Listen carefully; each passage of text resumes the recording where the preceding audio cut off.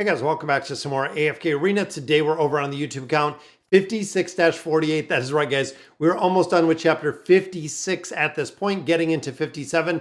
Today's video, we're going to be looking at the teams that we're using in here and kind of the logic and the reason behind the comps. Now, these are pretty endgame teams. I would say probably anything looking at this point, probably chapter 50 plus, I say would go more into the end game. So looking here, guys, and we did pass up the Cats Meow. So big shout out, Cats Go Meow. Big shout out to them. We did pass them up. I'm hoping that they can make some more progression. But again, the campaign is not very rewarding overall, guys. Even finishing out an entire chapter, not seeing a lot of utility and usage in here. So I wanted to go through, we wanted to do our boss stage tonight, but I wanted to, again, share some of the formations that we're seeing in here. With this one specifically, and again, I went in here, I set my formations. So this utilizes the Awakened version of Shemira and the Awakened version of Athalia. Now you can actually swap Athalia out for a couple different heroes, including Orin does work really well. The Awakened version of Leica works well. There's a couple different formations, but the logic why this works, guys, is you have Amelia right up here.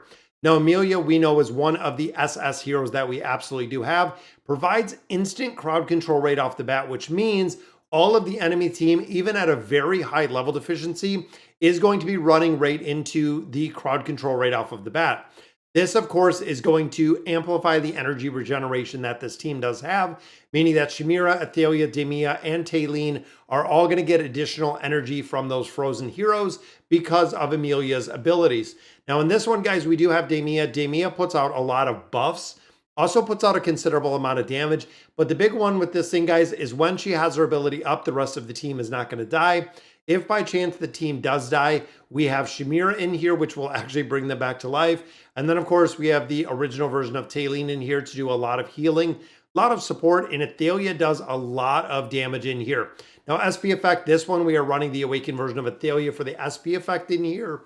So a very strong team. Now, in addition to all of these really powerful heroes, we are running the Slumbering Seal, which actually acts like a sixth hero, which means, again, in here with ultimate abilities going off very fast. With the original version of Taylene, the Slumbering Seal actually works incredibly well. We are also seeing the Seal working incredibly well with our brand new Wilder hero. So actually running the Wilder tank in here because, again, the ultimate ability, the crowd control aspect that he possesses works incredibly well. And you know what? I'm going to try running him in here once or twice just to see kind of how it looks. Because, again, he has a lot of survivability, guys.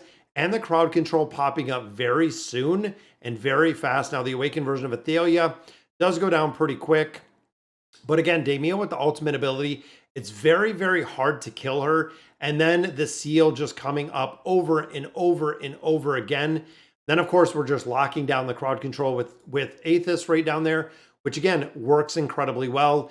Looking at our damage, I know he doesn't do much damage, but guys, look at the damage, or essentially the damage Shemira took, 427 billion damage in there. Now, Athalia did go down pretty quick, but 523, 579. Then we're also looking at 234 billion out from the Slumbering Seal.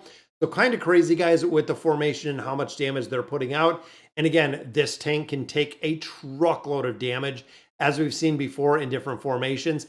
Works incredibly well. Now, the second one, we are starting to see, and we have seen Maetria in here. So actually right here with Maetria, this one is running Zafrael. Now, the logic behind this one, we do right here, we are running Namora. Now, Namora with the 9 of 9 furniture is going to instantly crowd control right off of the bat, guys, which means that when we come into combat, you'll actually see the Beguile ability.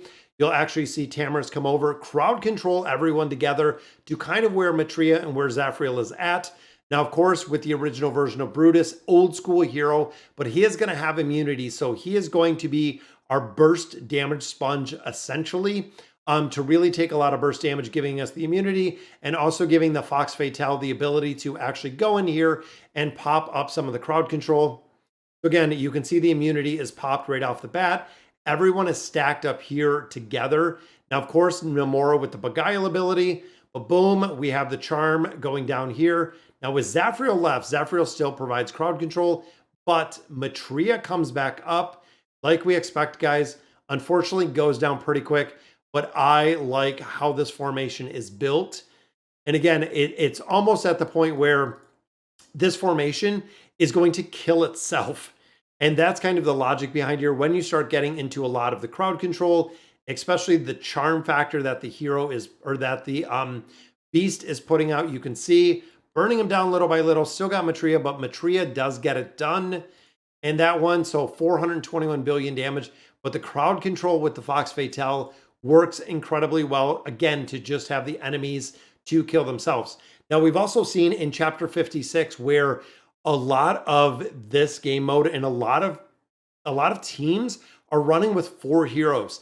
So in this formation specifically, and again, relying on the beast, the Shroom Spooter, the spider, is actually going to be taunting over here. And because I have level 18 beast, they are going to be taunting off the bat, giving Mahira the ability to actually crowd control. Liberta is going to do a lot of damage right here on the top. Then, of course, crowd control with Rowan down here. But boom, there goes the taunting. So right off the bat, guys, again, the taunting comes out very, very fast. There is the crowd control, which means Mahira is having the enemies attack themselves in a stacked formation over here. And you can see, guys, most of the heroes go down pretty fast, which is cool to see. It's, again, very interesting to see how some of these builds are and how it works together, just the synergy of these heroes themselves.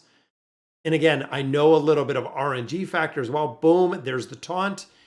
Got the crowd control right there, killing themselves. Boom, the more of our crowd control right there. And of course, the taunt. Unfortunately, Mahira goes down, but Liberta might be able to get this one down, guys. Oh, unfortunately, he did not. We'll set it up on auto battle because we know what's happening here. Again, level deficiency, when you start getting into much higher level deficiencies, it just takes more time. So it is going to take a little bit more time to get these to work. You can see all the numbers up there with the crowd control aspect. And we are just spamming with Mahira with the crowd control. Then, of course, Liberta, just go ahead, and it's kind of crazy because it's like 1 damage right there. Puts them through, but boom, there's the taunt. Got a block right there, but we might be able to get this through. Very close, guys. Now, we also know that Thisu over here, Thisu is one that has a lot of poison, has a lot of crowd control, and has a considerable amount of shielding. So again, the RNG factor of trying to keep Zolrath alive in this one really makes a big difference, because if we can keep him up and him popping out or the crowd control, he's going to burn him down. So this one, he didn't die. The crowd control's up, and Zolrath, we know, as Zolrath is up longer during a battle, Zolrath does more and more damage. So we know he is going to keep it up, guys, and there we go. We do get that one done. Looking at our damage, 374 billion damage right there, which, of course, our little spider that is doing the crowd control. Now, looking at this one, this is the 5 pull with the Thorin cheese. We know how this one works, guys. Essentially, Skarath with Iran pulls everybody in together. We have some linking right here. We have the haste right here. And then, of course, this one is reliant on the retaliation ability of Thorin. This one, again, takes a little bit of RNG. So if we can get him to ult, which, again, I'm going to put this actually a little bit faster, because having the ability for the Thorin cheese to ult and the Thorin cheese to work well, it takes a lot of attempts. There'll be a place where literally, looking at this game mode, you might have one hero that is 1 step off when they're drug in, or when essentially the movement is 1 step off, meaning that Thorin does not get the retaliation in here, which means this is kind of a shot formation at that point because we don't have enough energy to get the retaliation. Now, overall, we know this works, guys. We've seen it earlier today within the live stream. The Thorin cheese, alive and well, just takes, again, a little bit and a couple attempts to actually get this to work before it triggers. And even higher level deficiency, it works better. So it does work much better at a higher level deficiency. That's it, guys. It took 2 more attempts and we got Thorin cheese to work, putting up 860 billion damage. But looking at this, like I said, the cheese works incredibly well. So we pulled it in, got some extra energy right there. Boom. First retaliation goes off, takes out half of the team. Second retaliation takes out Rain, just like that, guys. Hits the floor and drops like a bag of potatoes. 860 billion damage within that one. And that's, of course, the last formation. This is an old school formation, and this is one that is super strong, guys. So we do have Alna in here with the awakened version of Belinda. Always, guys, the awakened version of Belinda can ult and do so much damage so fast. But this is also coupled right here with Leonardo da Vinci and also with Khazard. So what we're going to have is Ivan is going to go ahead and shield up and puppet the awakened version of Belinda. We're going to have crowd control and damage amplification from Leonardo back here. And with that crowd control, we're going to have the extension of the duration because of Khazard in this formation. Again, working very, very well. Resonance cannon goes off, boom. Crowd control on everyone. And the awakened version of Belinda just goes crazy with the damage in here, coupled with, of course, the extra damage that we're seeing from Khazard, or excuse me, from Leonardo. And of course, just a little bit of RNG to get this done. But look at the lockdown. With the duration, the extension of the duration with the crowd control, they are just stuck. Guys, this is a slow burn down. But overall, eventually, we're just going to run out of time out of this. But again, we are locking them down with what we have going on. So we have crowd control in here with Ivan. We also do have crowd control in here with Leonardo. Again, just really burning both of them down. Gonna take a little bit of RNG, but I know we can get this one done and get it done pretty quick, which Khazard always dies. But getting that crowd control cycle, essentially that's going on again and again and again with the awakened version of Belinda right there, guys. To get it done, 5648 is completed. Even looking at the damage that we see with her, 1.16 trillion damage in a very, very short duration. But again, I'm thinking even earlier game, guys, if you have Belinda and you have Alna, you have a very, very strong team when it comes to campaign formation.